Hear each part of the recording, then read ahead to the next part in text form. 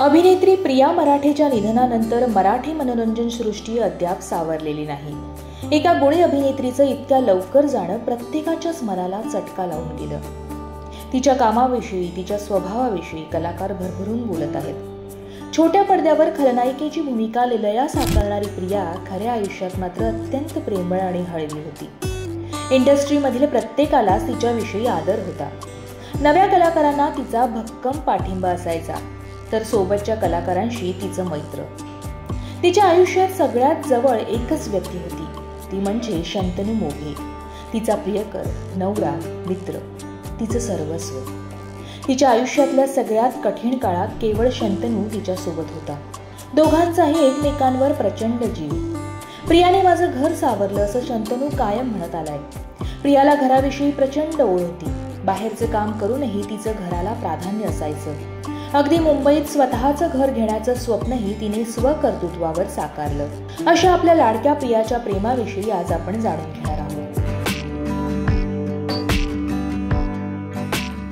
शंतनू आणि प्रियाची love story ही एखाद्या सिनेमाप्रमाणे आहे.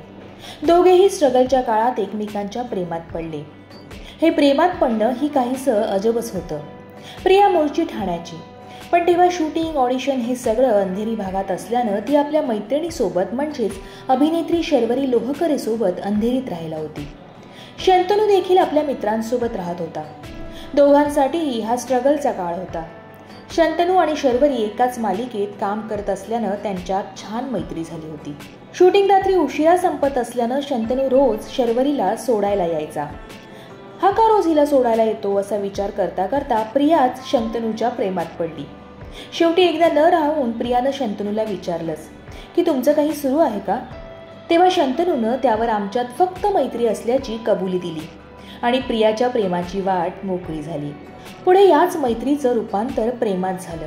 एका मालिकेच्या पार्टीत ते पुन्हा एकमेकांसमोर आले. इव्हेंटनंतर गप्पा रंगल्या आणि प्रेमाचा प्रवास सुरू झाला. प्रिया अगदी डॅशिंग होती, त्यामुळे प्रेमासाठी तिनंच शंतनूला प्रपोज केलं होतं. तर शंतनू खूप फिल्मी आहे, त्यामुळे त्यानं प्रिया थक्क होईल अशा पद्धतीनं तिला लग्नाची मागणी घातली होती. वर्ष दीड वर्ष एकमेकांना डेट केल्यावर दोघांनीही लग्नाचा निर्णय घेतला. शंतनू एक दिवस प्रियाला कोरेगाव फिल्म सिटीत घेऊन गेला. तिथे गाडीच्या बॉनेटवर केक ठेवून सेलिब्रेशन केलं. प्रियाला एक पत्र आणि हिऱ्याची अंगठी दिली आणि चांदण्याच्या प्रकाशात गुडघ्यावर बसून त्यानं प्रियाला लग्नाची मागणी घातली.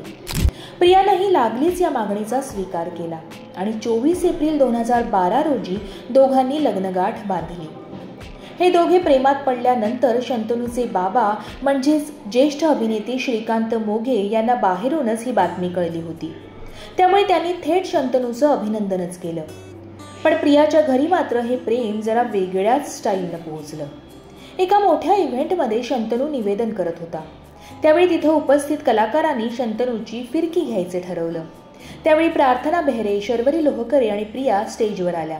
शर्वरीनं कॅमेऱ्यासमोर शंतनूला विचारलं, आमच्या तिघींपैकी तुला कोण आवडतं. त्यावर आपसुकच शंतनूनं प्रियाचं नाव घेतलं. हा इव्हेंट एका मोठ्या वाहिनीवर टेलिकास्ट झाला आणि प्रियाच्या घरच्यांनी थेट शंतनूचं उत्तरच ऐकलं. त्यावेळी प्रियानं केवळ मैत्री आहे असं सांगून वेळ मारून दिली. पण पुढे मात्र तिच्याही घरून लग्नाला होकार मिळाला आणि दोघांनी सहजीवनाचा निर्णय घेतला. जवळपास 15 वर्ष ते एकमेकांच्या सोबत होते. आयुष्यातल्या अनेक चढउतारांमध्ये दोघांनी एकमेकांची साथ दिली. आज शरीरानं प्रिया शंतनू सोबत नसली तरी ती आणि तिचं प्रेम कायम त्याच्यासोबत असणार आहे. प्रियानं आजवर अनेक मालिकांमध्ये काम केलं. 2005 मध्ये आलेली या सुखांनो या ही तिची पहिली मालिका होती. त्यानंतर 4 दिवस सासूचे, तू तिथे मी, तुझेच मी गीत गाता आहे या मालिकांमधील तिच्या भूमिका लक्षवेधी ठरल्या. तिच्या नकारात्मक भूमिकांनी तर प्रेक्षकांना वेड लावलं. हिंदी मालिका विश्वातही प्रियाच्या अभिनयाचा दरारा होता. कसम से ही तिची पहिली हिंदी मालिका. त्यातील विद्या बाली ही भूमिका विशेष गाजली. पुढे पवित्र रिश्तामध्ये वर्षा आणि बडे अच्छे लगते हैं मध्ये ज्योती मल्होत्रा या भूमिकांनी तिला घराघरात पोहोचवलं.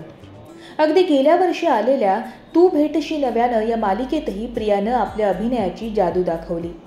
प्रियाचं काम, तिची मैत्री, तिच्याविषयीचे किस्से अनेक आहेत. फार कमी वयात तिनं मोठं नाव मिळवलं होतं.